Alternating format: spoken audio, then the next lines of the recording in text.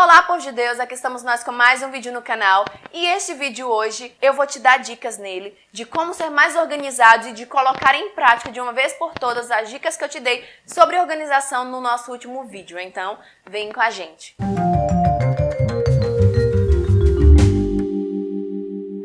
Olá, se você não me conhece, eu sou a Larissa Martins e hoje, como vocês já viram, eu vou dar algumas dicas de organização na prática, né, de como é que eu me organizo e dicas para você também ser mais organizado em 2020. Muitas pessoas, quando eu mostrei o meu planner lá no Instagram, me pediram para dar dicas, né, de mostrar mesmo como é que eu organizo ele. E eu deixei algumas dicas lá no Instagram.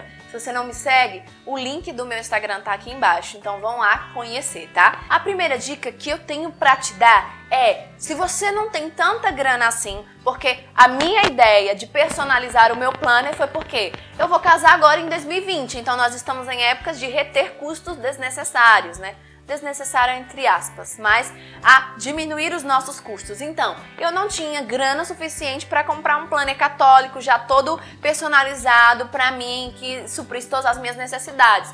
Então, o que foi que eu fiz? Eu fui lá e adaptei um planner qualquer à minha necessidade. Claro, isso vai exigir de você o quê? Pouquinho de paciência para escrever, pensar e raciocinar sobre o assunto. Se você não tem tanta paciência assim, então já procura aí aqueles que já estão prontos para sua necessidade. Como eu gosto de customizar as coisas, DIY, essas coisas assim, então eu botei a mão na massa, né? Fui lá e fiz. Vou mostrar aqui pra vocês que eu sempre fui assim, eu sempre gostei muito dessas coisas, né? De escrever, de anotar, isso é muito importante. Então eu tenho aqui, ó, várias agendas, eu tenho caderno, eu tenho de tudo. Esse aqui é só um pouquinho de tudo que tem lá dentro, né? Que eu não consegui trazer tudo. Que me ajuda muito a crescer e a trabalhar a minha organização, a virtude da ordem no meu dia a dia. Mas enfim, eu fui lá e usei uma dica, uma coisa que eu sempre faço, que é evitar a lei da oferta e da demanda. O que é a lei da oferta e da demanda? Oferta é o valor de custo de um produto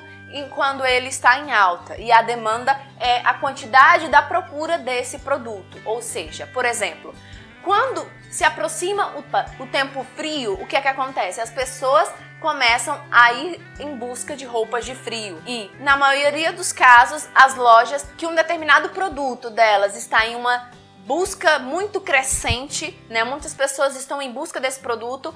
Acontece que essas lojas aumentam o valor de custo, porque sabem que vai ser necessário a compra para essas pessoas. E, na maioria das vezes, isso facilita o faturamento da loja, faz com que ela ganhe mais e faz com que a gente perca um pouquinho mais de dinheiro, né? Porque a gente vai pagar mais caro em algo que poderia ser mais barato. E o que é evitar essa lei da oferta e da demanda? É fugir de comprar coisas quando elas estão em alta temporada, ou seja, é comum que no final de dezembro a procura por agendas, planners, tudo aquilo que remeta à organização para o ano seguinte esteja mais em alta, né? As pessoas procuram mais, então o que é que as lojas fazem? Sobem o preço. Como é que você pode economizar? É comprar a sua agenda e o seu planner na metade do ano, ou seja, nós estamos em 2020, então você teria que ter comprado a sua agenda e o seu planner de 2020 na metade de 2019, ou depois da segunda semana de janeiro, que é quando essa procura diminui e os preços baixam, né? Porque o produto vai ficar lá em estoque e não vai ter quem compre. Essa é a minha primeira dica para quem quer economizar. E só usando essa dica eu economizei o que, gente? R$20. Esse meu planner no final de dezembro, né? Esse aqui é o meu planner desse ano, custava R$50. E eu deixei para comprar ele na segunda semana de janeiro. Sabe quanto foi que eu paguei? Eu paguei R$30, economizei R$20 no meu planner, só usando essa primeira dica. Outra forma de economizar é não comprar planner e agenda, escolher pelo um caderno, porque é mais barato, né? Vai estar mais em conta, você já economiza mais um dinheirinho e já pode customizar ainda mais. Eu preferi um planner porque eu gosto do calendário das datas, é melhor para mim, a minha organização. Antes mesmo de mostrar o meu planner para vocês, vamos às dicas. Como é que eu posso, Larissa, começar a organizar, a trabalhar aquilo que você falou no outro vídeo, que se você não assistiu está aqui em cima. Eu já entendi que eu preciso lutar pela virtude da ordem, que eu preciso organizar a minha vida, sair do automático, mas eu não sei de forma alguma como exercitar isso. usa as dicas que eu dei lá e complementa com esse aqui para a sua vida espiritual. O que é que você vai precisar primeiramente, né, para transformar o seu planner no seu cronograma espiritual? Enfim, naquilo que vai te facilitar, te auxiliar na sua vida de intimidade com o nosso Senhor. O primeiro passo é separar todas as práticas espirituais que te auxiliam durante o seu dia a ter uma intimidade com Deus. E como é que você vai conseguir identificar quais são as práticas que te facilitam na intimidade, que te aproximam de Deus e te faz rezar melhor durante o seu dia? É praticando, exercitando ao longo do dia, ao longo dos meses, do tempo, buscando cada vez mais práticas diferentes para ver aquela que mais se adapta à sua vida de oração. Vai separando, se é o terço, anota que é o terço, se é um ofício, se é um rosário. Então vai, anota essas práticas, separa todas elas e depois você vai o quê?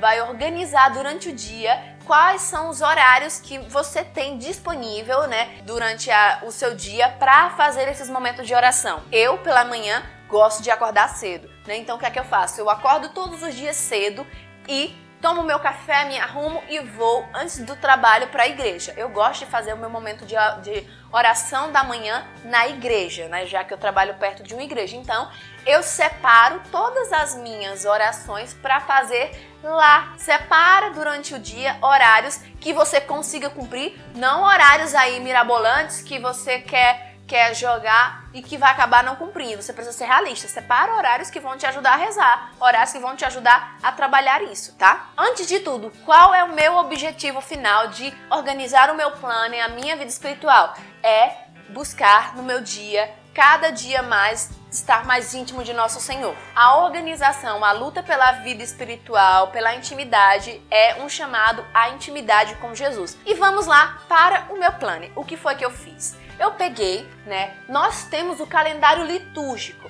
Para quem segue o rito tridentino, quem participa da missa extraordinária, no rito extraordinário, você vai ter que seguir, né? O recomendado é que você siga o calendário extraordinário, o calendário da missa tridentina. Se como você, assim como eu, segue o rito ordinário, né, da missa nova, da missa que nós costumamos ver com mais frequência nas igrejas, então o calendário que é recomendado a você seguir é o calendário da missa nova, né? O meu planner, a primeira página dele tem o quê? Vários post-its. Eu sou uma pessoa que eu sou muito visual, então eu trabalho muito com aquilo que eu vejo, né? E eu gosto de usar as cores para isso. Então, cada cor, ela tem uma função específica. Ela vai me lembrar de uma coisa, de uma prática, de uma coisa, de uma anotação específica, tá? Também uma foto minha. E depois ele vai ter o calendário anual, normal, dos meses, né? Com os feriados nacionais, internacionais. Vai ter uma página só para colocar os seus dados pessoais, tudo que já vem num planner comum e numa agenda comum. A próxima página já é uma página de metas. Então eu separei as minhas metas em 3 grandes nichos. O primeiro nicho é trabalho, o segundo nicho é minha vida pessoal e o terceiro é a minha vida espiritual. Então crie as suas metas realistas que você pode exercitar e trabalhar ao longo do ano. Vamos deixar de querer coisas mirabolantes que a gente sabe que no fundo não vai fazer. Seja realista, bote o que você consegue trabalhar. Depois disso, nós temos o planner por mês, onde aqui você pode anotar várias coisas do mês. Eu anotei aqui algumas tarefas específicas mais importantes que eu preciso cumprir no mês. Então ele ainda está em branco, só anotei janeiro, né? Eu não quero anotar aqui, isso é uma dica para você também, tudo aquilo que eu tenho que fazer no ano inteiro, porque corre o risco de você não lembrar, né? Se eu já deixo tudo anotado, eu não vou conseguir lembrar. Então, cada mês, no final de cada mês, eu anoto o que eu tenho de mais importante para fazer no mês seguinte e os aniversários também das pessoas importantes da minha vida do mês seguinte, para me lembrar. Depois disso, nós temos a página que já vem o calendário do mês específico, com uma partezinha para anotar. E o que foi que eu fiz aqui? Eu anotei, lembrando mais uma vez, que eu sigo o rito ordinário, né? Na minha diocese não temos rito tridentino e o rito que eu vivo é ordinário. Então eu saí procurando em todo canto, é muito difícil. Uma liturgia, né? A liturgia já prática. A liturgia prática como santo do dia. Então, cada site tinha uma coisa diferente. O que foi que eu resolvi fazer?